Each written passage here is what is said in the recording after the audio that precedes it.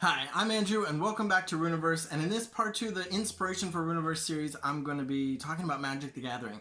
So Magic the Gathering is probably the game I've played the most over the past 20 years, 25 years.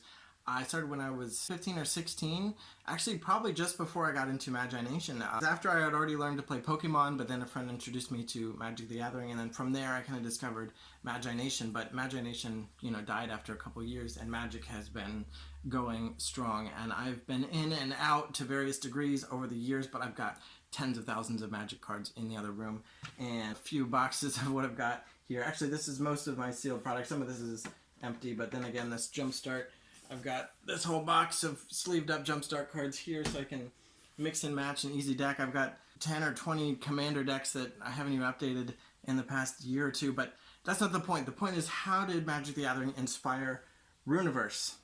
This proves that I played it. Let's talk about how it inspired me. So the first idea for Rüniverse was actually the mages, which I talked about in the Imagination video regarding the Magi from Imagination. I knew I wanted these characters to be the ones casting the spells, and I had tried to make another TCG when I was a teenager, but I didn't have the experience of game design to really make a good game. It took years more of practice, but at some point about 2 years ago, I had the idea, well, what if the lands in Magic are the mage? Like, well, let's reskin. Instead of calling it a land card, let's call it a mage card.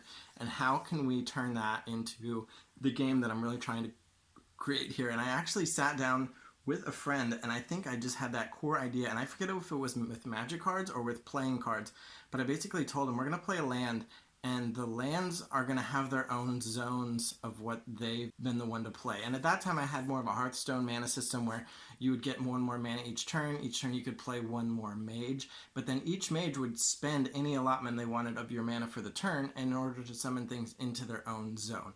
And that didn't really work great, but that was the core idea, and that's how we turned from Magic into what eventually became Rüniverse after a couple years of development and playtesting.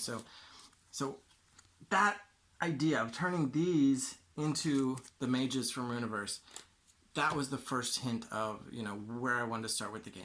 Another very kind of obvious thing, I guess, is just the color wheel. Magic was the first one to do it.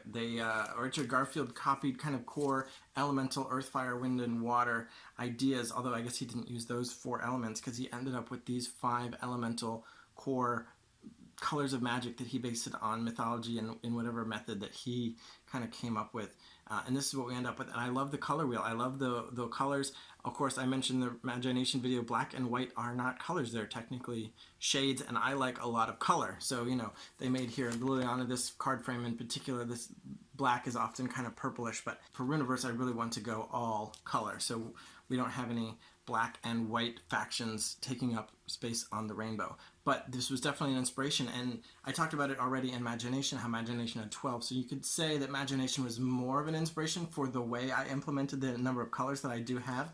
But Magic has a very strong color wheel system, color pie. They distribute the abilities across the colors to make sure that each color has a distinctive feel. And Imagination did that to some degree, but when you start to get to 12 different regions, it tends to blur. So there are certain mechanics and keywords that some those regions have in Imagination, but it kind of blurs. Is there an aggressive color more so than another color? Maybe, but maybe not. They kind of have these strategies. They're kind of reminiscent more of kind of like archetypes from something like Yu-Gi-Oh! Or Cardfight Vanguard, rather than distinct colors the way Magic the Gathering does it. And especially when you can blend them in Imagination, they tend to lose some of their individuality in terms of gameplay, not in terms of visuals, because in terms of visuals and theme, Imagination really pulled it off. But what I wanted to do for Rüniverse was say, okay, I'm going to have 8 colors, but I would like, for as much as I can, to have a color pie and to have some form of structure. But again, with 8 different colors, how am I going to split that up very well? And so what I ended up doing, this is kind of a deviation from Magic, because it's a problem Magic doesn't have with only 5 colors. They're able to split up things pretty well. But with 8, what I did is, okay, well, in Magic, the more aggressive colors are red and white, which are not next to each other, but especially when they're paired together, they're very aggressive colors.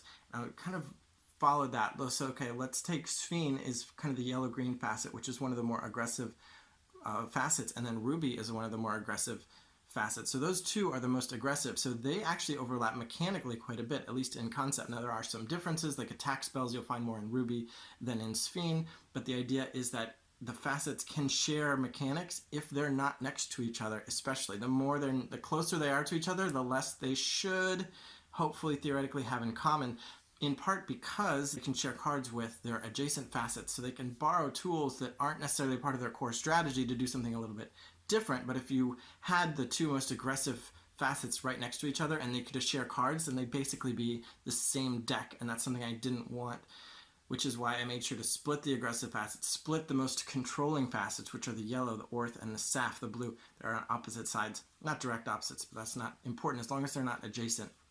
So that was kind of where I started with the Magic color wheel and ended up a little bit somewhere different. Another thing I did that was similar to Magic, but again, I did deviate from it, is just the idea of the way Magic does subtypes. A lot of games do this. Pretty much every game is like, okay, this is a dragon. Let's put the word dragon on the card. This is an angel. Let's write the word angel. So obviously I'm going to do that with Rüniverse. I love theme and I want to put that as much as I can. Magic, unfortunately, does not do that with their spells. Like this spell here is Flames of the Firebrand. Is it a fire spell? Don't know. You could look at the picture. It has fire in the name, but there's nothing mechanically that says this is a fire spell. There's no way that a card could say all your fire spells do extra damage. It's no such thing as a fire spell.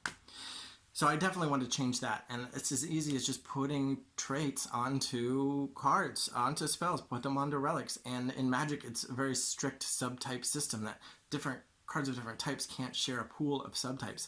Well, I just threw that out the window for Rüniverse. So while I imitated kind of what the base foundation Magic laid for everybody is this subtype system, I'm like, well, let's evolve that. Let's let every card type share this pool of traits. Let's be able to refer to them freeform. And of course, a lot of games do this. Fantasy Flight games, all their cards have traits and everything. But it's definitely something I want to do for Rüniverse. My next point is actually a very particular element of the game of Magic, which isn't even supported necessarily anymore, which is the keyword miracle.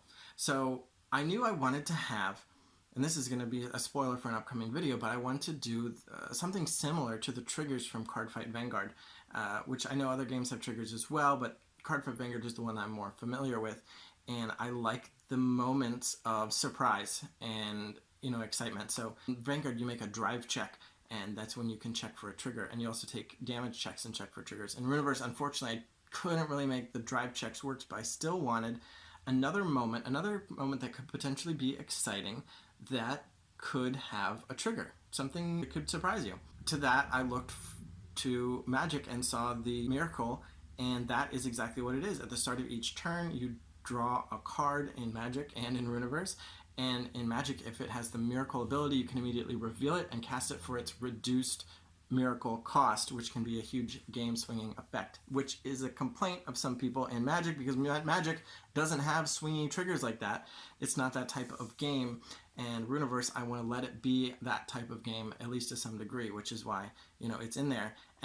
But I can also have more control. I can learn from Magic. I don't have to put the types of effects that Magic had into Rüniverse as the gifts, which is, they're not called triggers, they're called gifts in Rüniverse. But I definitely look to Magic's miracle mechanic to see where can I squeeze in triggers somewhere else in the game, and then that end up being the draw step. And now, a problem with Magic miracles, which is probably a reason they'll never come back, but they still exist in the older formats.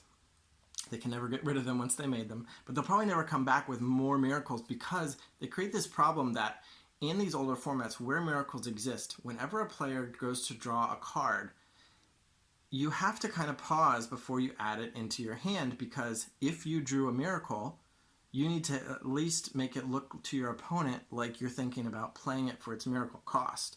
But if you always just draw a card and add it straight to your hand, your opponent knows that you either are playing poorly because you're not checking that card first. So if you just add it straight to your hand, your opponent knows you're not playing miracles in your deck. And just by the nature of you doing that, you're giving away information about your deck. So even if you don't have any miracles in your deck, but you're playing a format where it is allowed, you should always look at the card before you add it to your hand to pretend that you might have a miracle in your deck. And that is a big problem for Magic, because it changes the way players have to play to signal information to their opponent. And in Rüniverse, that's just not a problem, because everybody is playing with gifts. And the last inspiration I'll talk about for Magic today is literally just the card breakdown of a deck. So Magic decks have 60 cards, Rüniverse decks have 30 cards.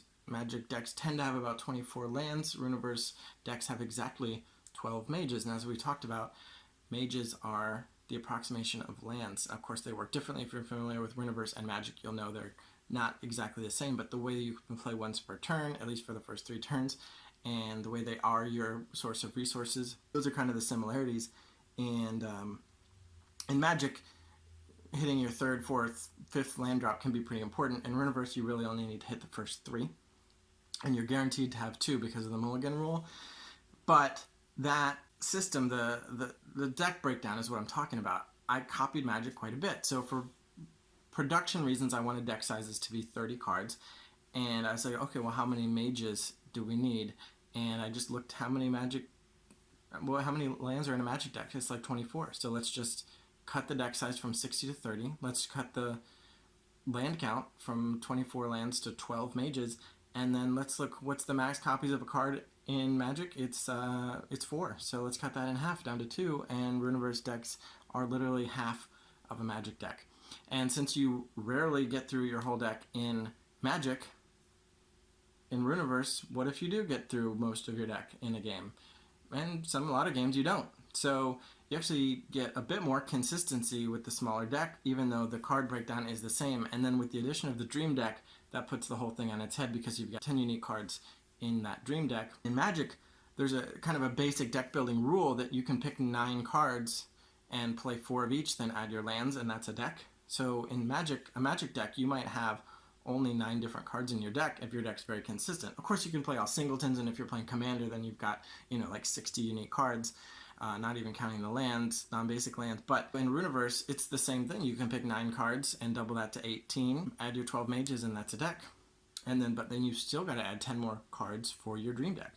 Now, there's a way that you can get down to fewer distinct cards by doubling up in your Dream deck, and I won't get into that. But basically, Magic was a huge inspiration. Whenever I needed a guidance for numbers on deck construction, I just looked at how does Magic do it, how does it work in Magic, and that generally functioned quite well for guiding the design of Rüniverse.